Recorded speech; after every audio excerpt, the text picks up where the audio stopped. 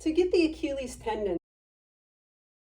And this one can be a little tricky, so I'm going to try to simplify it as much as I can.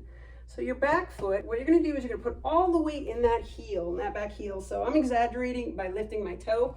So I'm putting my weight in that heel. Then from there, I'm going to keep my upper body up straight, so I'm not leaning forward at all. I'm staying upright. My weight is in my heel. And then from here, I'm bending the back knee until I feel a stretch right down in this lower area here. So I'm here. Again, very important to keep the body upright and not leaning forward. That shifts the weight more into your forefoot and it takes it out of the Achilles area. So again, lift the toe. To exaggerate it if you want. Put the weight in that heel, in that back heel, okay, on this leg. Keeping that weight in that heel.